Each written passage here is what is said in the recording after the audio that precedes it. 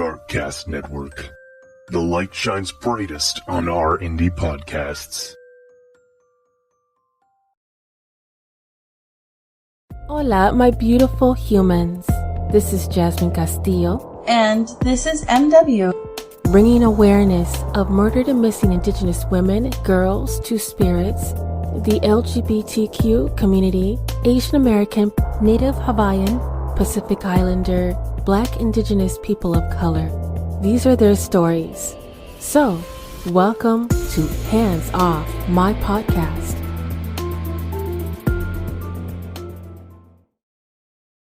On the evening of April 6, 2022, Adolfo Jimenez Vega, who was 41 at the time, was found shot on the driveway of a California city home on Bancroft Court. He died 18 minutes later. On that same day of his death, early in the morning, his mother, Antonia Vega, spoke with Adolfo and had agreed to open up her home so he could turn his life around. He agreed to, but he never came back. This is Adolfo's story and injustice on his killing.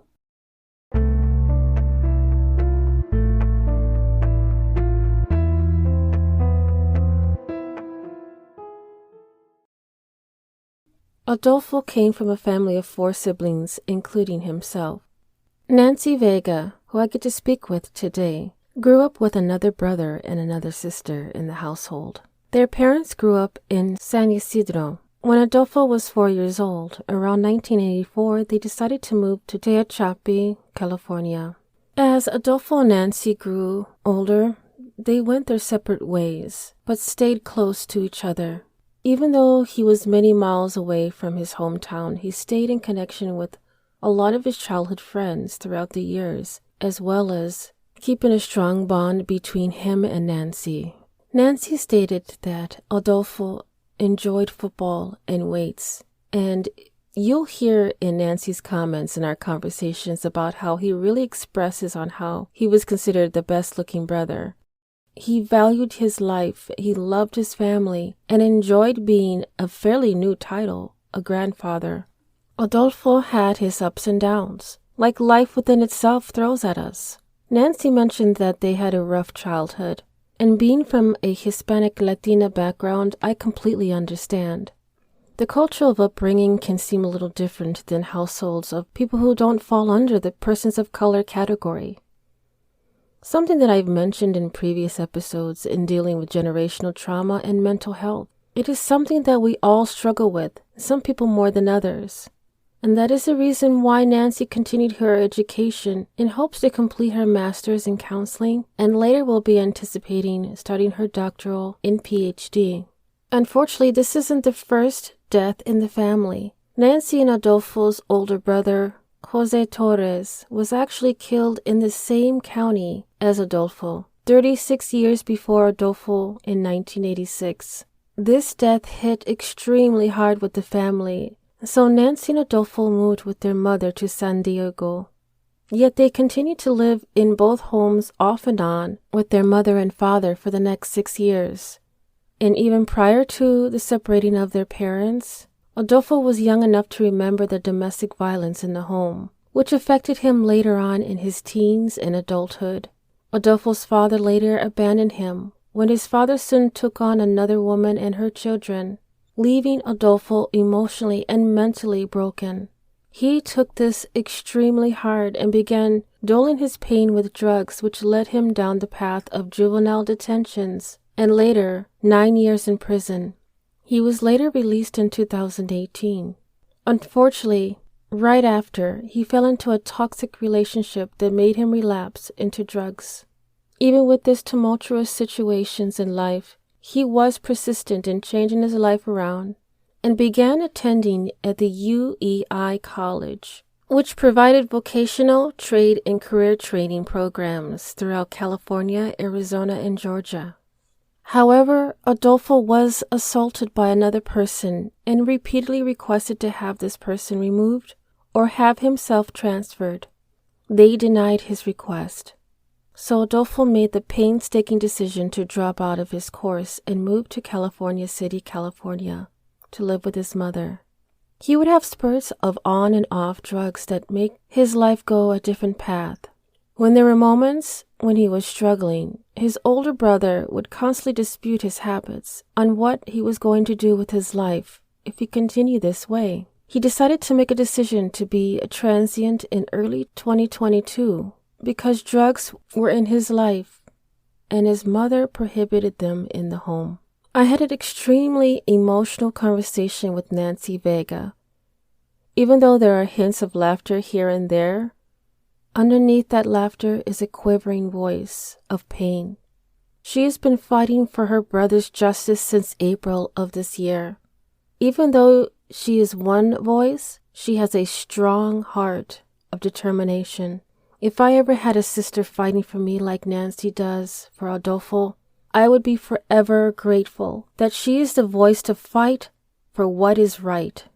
We talked about Adolfo's past because I know that this is an important piece of his life and it means something, not just a random person.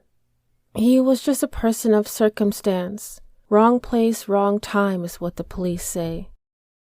I see Adolfo as another lost loved one in the darkness of this cruel world and the injustice to the justice system of the U.S. Nancy is only one voice, but at the end of our conversation, I have added my voice to her cry out of injustice.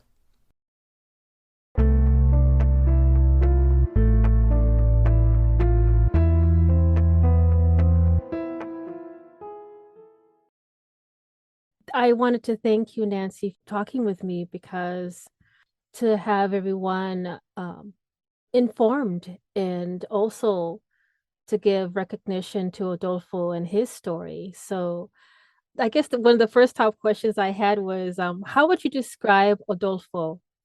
Well, made light of the situation, always was just laughing, always trying to enjoy life. So he was always just a goofball. What is one of the fondest memories, and it's always going to be him saying, and throughout history of our existence was, I'm the best looking brother. I say, I'm the most handsome. I'm the better looking. It's me, and stuff like that. So that's the memory that I'll always have with him. Just remembering him calling me Negra. That's my nickname. It's Negra. And stuff. And just, whenever we talked, he never used Nancy. That's how he would always address me. Hey, Negra, what's up?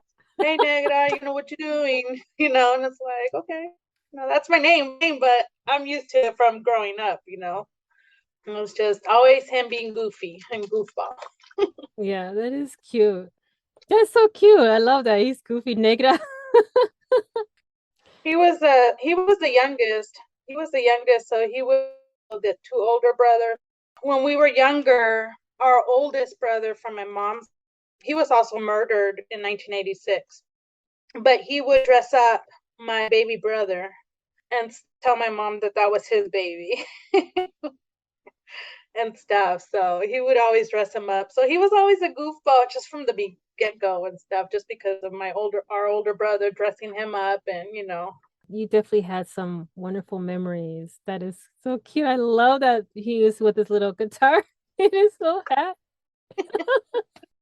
What is a particular time you recall Adolfo was especially joyful?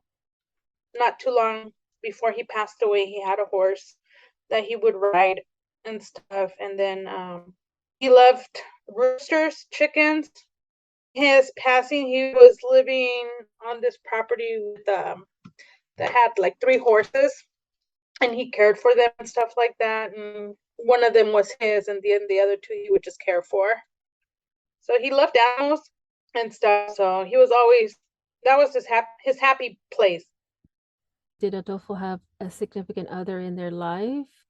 Per se, if that makes sense.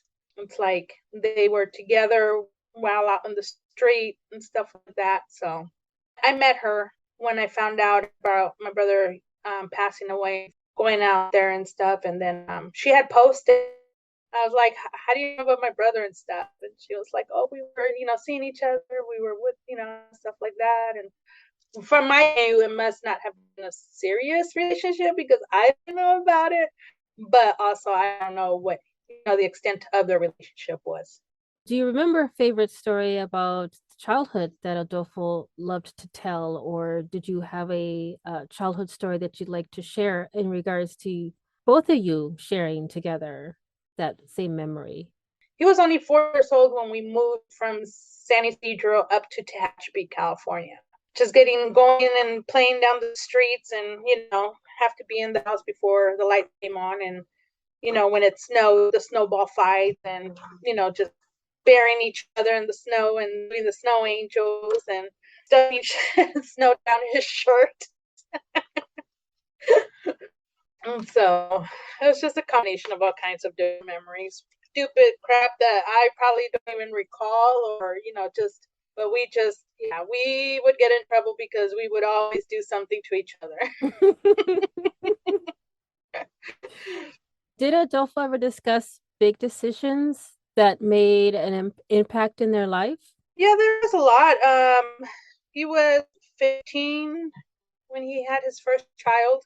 Girlfriend at that time was 3 years older than him. So that was a big decision there.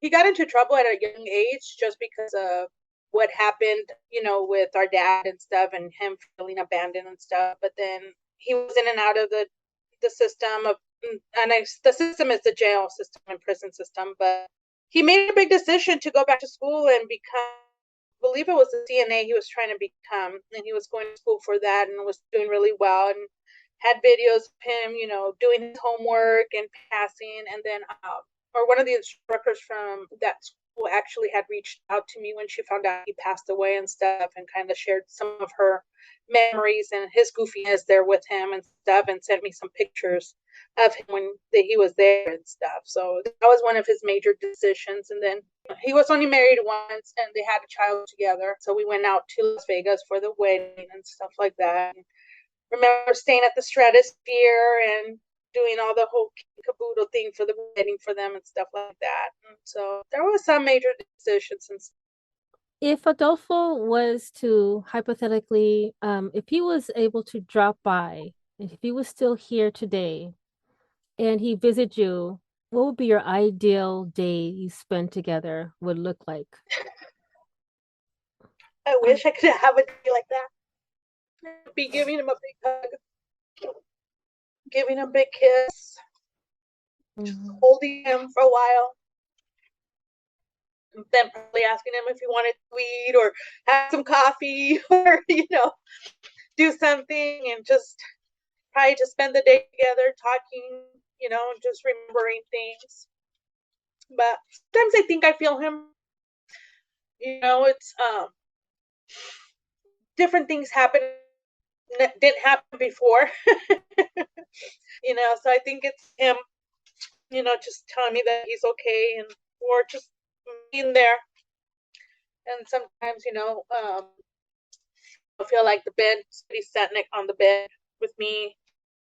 It's not a bad feeling, but it's like, okay, what is this? So, but yeah, that would be my ideal day. Just, sitting with him and seeing him and just making sure he's okay, I guess. Mm-hmm.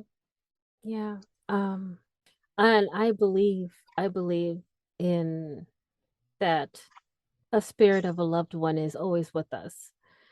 Always. And they always find ways to let you know that they are there and that they love you and they're there to watch you. But if they're brother, they're probably still protecting you in some way, right? So yeah, because this particular phone is my work phone, right? So you know how when you go through the screen and you're doing things and stuff like that, I've shown my supervisor, I'm like, look, my phone is discombobulated. It's doing this, doing that. And she's like, wait, what? And I was like, look. And she's looking at it, and I'm like, I'm holding it, but I'm not doing anything to it. She was here by herself a couple of times, and she says the lights flickered on and off on her. because she knows who, what happened and stuff. And it was a while that it kept doing that and stuff. And then it stopped doing that. But now I feel it, the different things and stuff. The other day I felt like somebody kind of pulled the sheets like down on me and stuff because I kind of like to be covered up. And so it kind of, and I was like, wait, stop. I was like, I thought it was my significant other, but then I was like, wait, he's not here. He's at work already.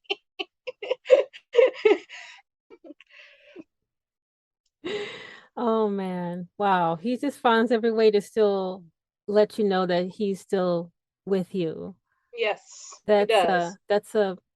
that's a pleasure and it's a gift. He loves you enough to mess with you pretty much. Like, oh, did you forget me? No, I'm still here. I'm still here. I can't forget him. Yeah, exactly. It's like, I don't need your daily reminders to tell me you're here. I know you're here. Mm-hmm. Exactly.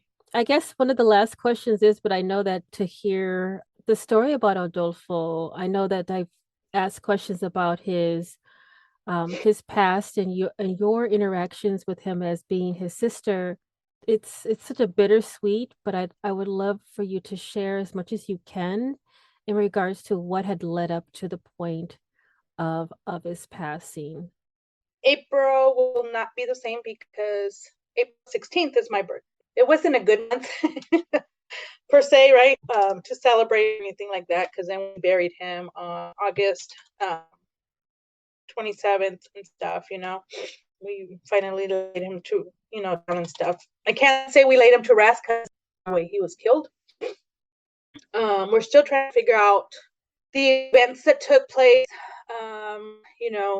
Preliminary started, quote unquote, last month, but the guy's lawyer, I'll keep it somewhat nice of words for him, asked for an extension, so we have to go back next week on the 26th. April 2nd or April 3rd, he was physically assaulted. We don't think it's related, just because there hasn't been any correlations or anything that would put both of those incidents together. As you saw that one video that he was in the hospital, he had his arm broken, his left arm broken. They only had a split because there was an open abrasion in his arm. And then he had stitches. I think it was 3 stitches because they had cut open his head with golf club. And then on April 5th, my mom and my brother were notified that he was actually in the hospital because we didn't know that he was in the hospital. So my brother had messaged me saying that, I'm the investigator, I guess, or the nosy person, whatever you want to call it. And I'm asking a billion and one questions. What happened? When did this happen? Stuff like that. He's like, I don't know. Hold on. We're going to the hospital. From one area, he was walking towards the other area. Near that pizza joint in the field, he got jumped by 2 or 3 people and stuff. One was younger than him. One was an older man and stuff. That they got the golf club. Because my brother, he knew how to fight. So it still took him 2 people with weapons to bring him down, And they got the golf club, and then they tried to shoot him with some type of, I don't know if it was a real gun, a BB gun, what it was, but they tried to shoot him at that time too. I don't know how he got away from that situation, but a lady that he says that she witnessed the whole event. And then on April 5th, my brother and my mom went and picked him up. They went back home. I'm not sure where he was between the night of April 5th to the morning of April 6th, but on April 6th, he came back home to mom's house. He showered, made some phone calls, did his thing there. Him and my mom had a conversation and stuff, and ready to come back home and stuff like that. So they had agreed that, he would be back. He was going to go grab his stuff and whatnot.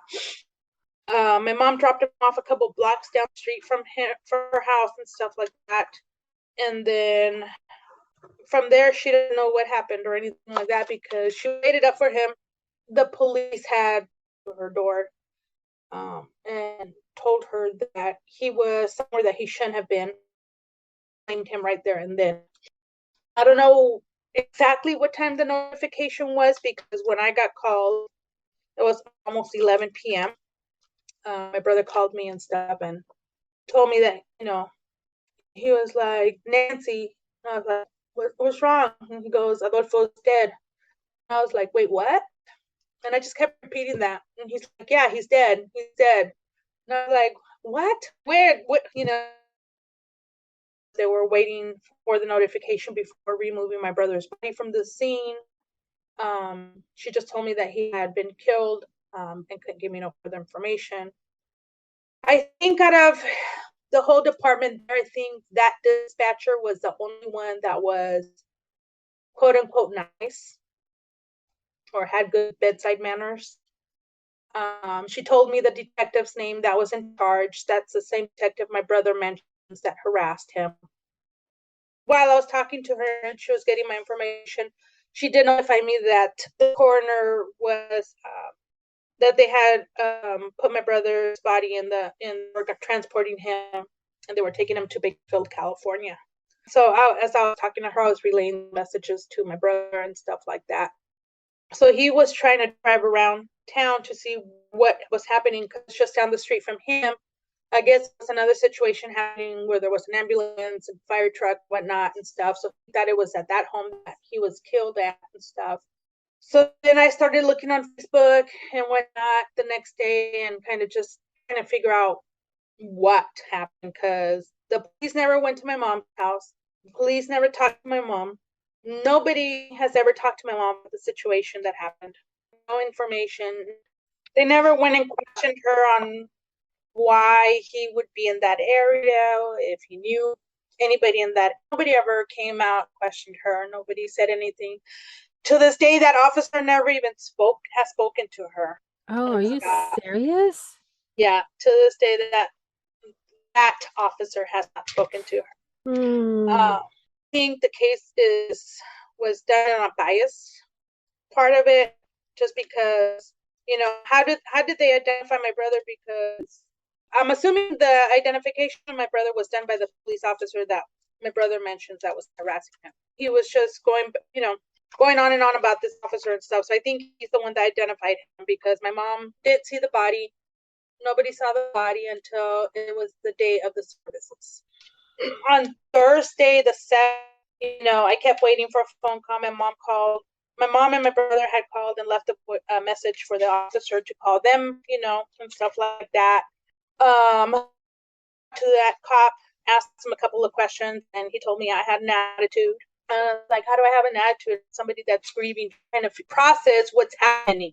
Transferred me over to his sergeant. His sergeant at least had bedside manners to have a conversation and, provide his quote unquote deepest condolences, for what happened with my brother and stuff like that.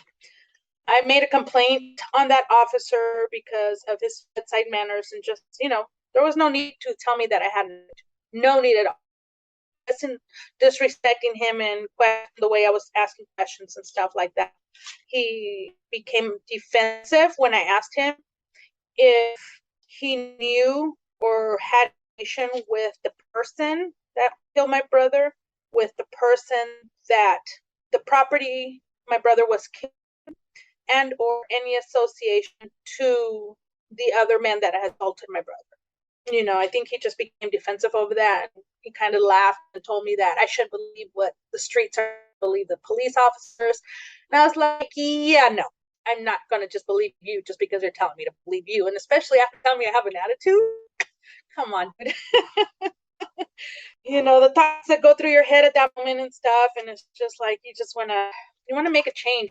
It's like, have them retrain. I understand that it becomes so mundane for officers or anybody that's in the field of listening, observing, watching these horrible things that happen to people, and it just becomes a routine to them and become, desensitized, no feelings, no nothing. But if it doesn't happen to you, you won't understand it until it does. Mm-hmm. I think a lot of people have that judgment or bias of, well, your brother was this or your brother was that. Yeah, we've never hid what brother was or wasn't. Regardless, he was murdered at the end of the day, and that's what we have to focus on, that why was he murdered? He was murdered in a cowardly way because it was not even a self-defense killing. My brother was walking away. As I shared that news article with you, the guy stated that my brother was walking away when he shot him. So what happened in that moment that you felt you had to make the decision to kill somebody that was walking away from you? And it's like, there has to be more to the story, but to really know that we're going to get the answers we want, I don't think so. Because, that coward is going to try and protect himself, from going to prison and whatnot. The only person that can really tell us it's him, because brother's dead. He can't tell his side of the story. I've shared videos of me going over to the home. I didn't go over immediately. I was there Monday. He was killed the Wednesday. I was there the following Monday, and I videotaped the home that he was killed at.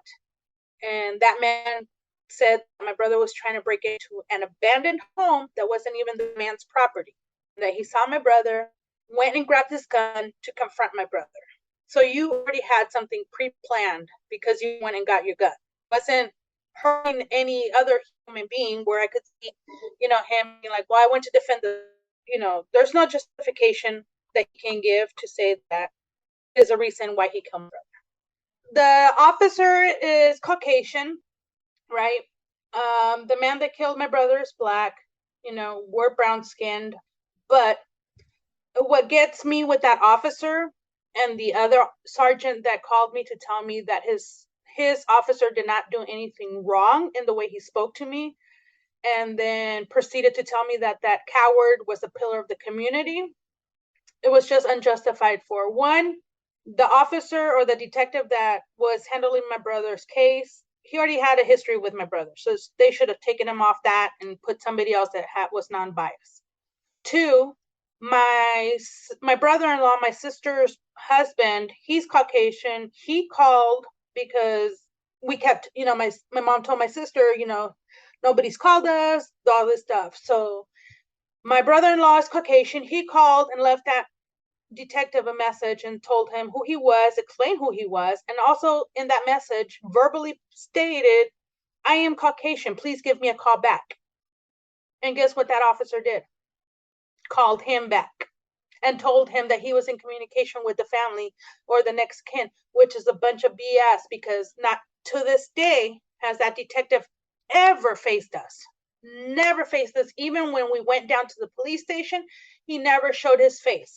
So to me, that's a coward. Yeah. I don't care who you are, what badge you wear. If you don't have nothing wrong, if you don't have nothing to hide, why could you not face us as the family and tell us that you were the detective in charge and that you were trying to solve what happened? Exactly. Exactly. He just already blamed my brother for being killed, probably did all this other stuff, and just victim blamed my brother from start to finish. Very bad police work. Absolutely. Like you said, really bad bedside manners. 100%. 100%. And then that other sergeant was like, you need to be careful what you say and stuff like that. I'm like, oh, I only put out what facts I get. I go, I do my research, so I put out facts. I go, I'm not going to just be talking out of my, what. And he saw, well, being a small city and stuff, and the police that we have, yeah, you have a rotating door of police officers. So first off, let's go there. I go, second off, you don't have a chief of police because he resigned. I wonder why. I go, you still don't have a chief of police. I wonder why. I go, so if that doesn't say volumes of how you police there, then let's bring up, yeah, you may not have a lot of murder or a lot of unsolved murders, but you still have unsolved murders. You have things that are going on that you guys did incorrectly in the investigations of the two Oren boys that went missing, that your city, your town officers were to investigate correctly and did not investigate correctly. It's a small town, so you can't tell me it's like a big city where, there's a lot of suspects or a lot of places to do or hide or whatever. It's a small freaking town. half those homes are abandoned and boarded up. So don't tell me that you cannot figure out what the heck happened to all these unsolved murders or all these other cases. Not proper, not wearing the gloves, not identifying all the evidence, probably automatically assuming, oh, this is just a family dispute, when it comes to find out that they literally trampled over all this evidence and it became later on down the road hypothetically a homicide or something else, and they'll clam it up to, oh, it's a suicide, knowing that and I mean, you can literally see all the evidence on the body and they're like, oh, we'll just mark it up as that. And I've seen it so many times. It infuriates me how sloppy to say, well, I want less paperwork to do, so they'll just mark a box and then they think everything's done, thinking that the family is just going to sit there and take whatever they feed them. I'm sorry. No, no, no, no, no. Not Nancy. Not Negra. She got something to say and she will tell you, with a I transfer. will, because I mean, I go out there all the time anyways, but I literally drove from the Rite Aid that sits on California City, because that's where my brother was last, quote unquote, seen, left the area because of the receipt that we got back from his personal belongings that he checked out at 6:45, and stuff like that. So to walk from that Rite Aid to that house where he was killed would have taken him anywhere approximately from 18 to 20 minutes. So he left at 6:45 p.m. The 911 call supposedly came in at 7:11 p.m. He was pronounced dead at 7:29 p.m. So what happened between 6:45 p.m. and 7:11 p.m.? Because for him to be there just a few minutes and already be confronted and killed or whatever, I mean, I can go every which way possible with the scenarios and stuff, but I'm trying to stay with the facts and stuff, not trying to, let my mind go, well, this or that and stuff like that. It's like, but how can we not let our imaginations go when nobody has taught to us and told us anything? Right. Yeah. So, yeah, my mind is already going like, was somebody actually following him out of Rite Aid? Right. Did someone know his schedule? Did someone, or was it that guy? He picked him up from Rite Aid and took him over there and then said, made up whatever story he wanted to make up. Yeah. So my mind is going like, if you can stop right where you're thinking, and I might pick up right where you're thinking, and be like, I don't care. My mind will be going like, well, what about this? Well, what about this? What about this?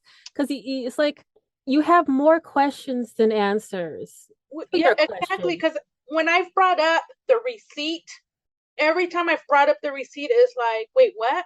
And it's like, wait, what? You don't know that this happened? He had a receipt that wasn't documented.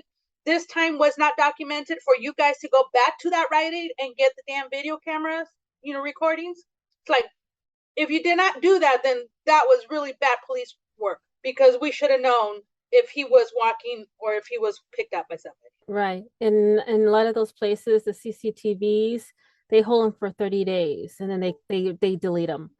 So I'm not saying it that this is the scenario, but I've seen it, I've read it, I've heard of it time and time again.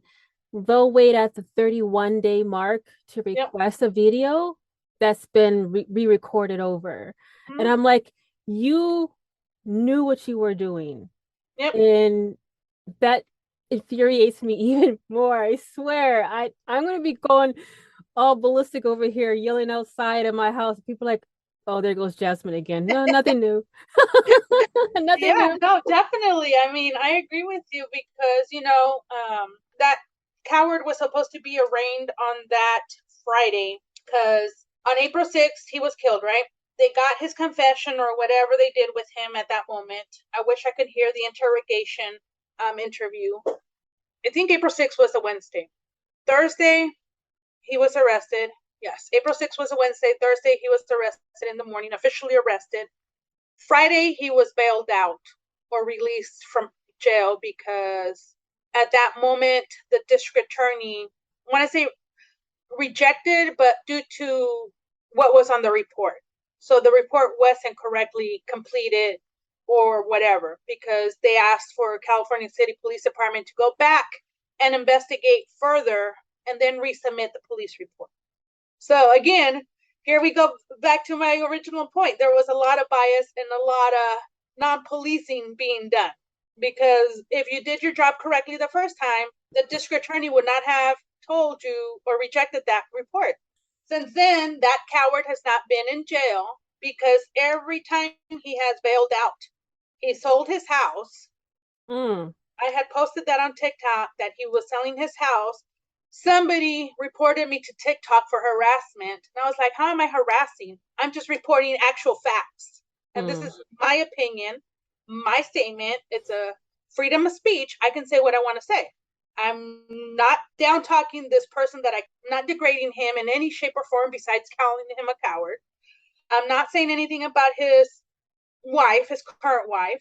I'm not saying anything about anybody, but stating the facts that this person's house is being sold.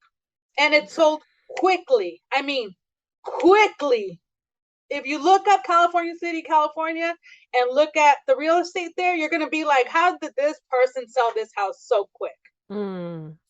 With everything, I want to thank you, Nancy, for taking your time out of today to talk and to share Adolfo's story to the listeners. Is there anything that I might have missed that you'd like to share additionally that you were able to share? Like, is I have a petition. It's on change.org. Okay. I think I sent that to you. And it's not my reasoning for speaking up for my brother is, one, for him to get justice, because he did not deserve to go out the way he did. Two is to help other people in the same situation learn that they have a voice to speak up. Don't let the system tell you or cover you up or silence you because they're saying, oh, don't do it. You can't do that, or can't do this. There's different ways to speak up. There's different ways to advocate for your loved one. And there are so many that need it. So many that need it. They do. Absolutely. Thank you for sharing that. And then let me know if there's anything else that you'd like to add in the show notes, and I'll go ahead and put that in there. Okay, I will. I appreciate your time, and thank you. And you and your kids. Thank you so much. And Dios te bendiga. So I appreciate it. Igualmente.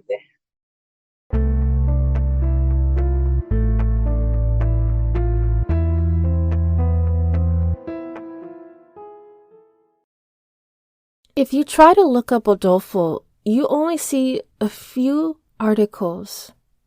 Why is that the family has to pick up the pieces after a person completely shatters their whole world? And what's with these games that are being played with the justice system and the law enforcement?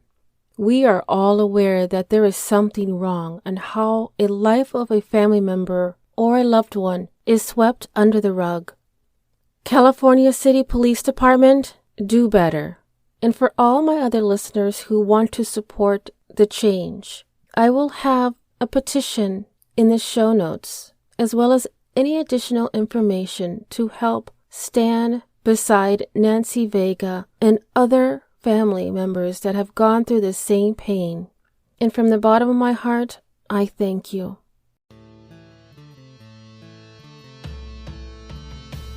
Thank you for listening to Hands Off My Podcast. If you are enjoying the podcast and you'd like to support the mission, I do have a Patreon membership that will help the cause and bring more detail on cases and stories from the people of color community. If you yourself has a lost loved one or a story suggestion, please don't hesitate to contact me at email handsoffmypodcast@gmail.com. And if you are only able to support in another way, please give this podcast a 5-star rating on Apple or Spotify, and continue to listen to upcoming episodes every Thursday, wherever you listen to your podcast. Dios te bendiga.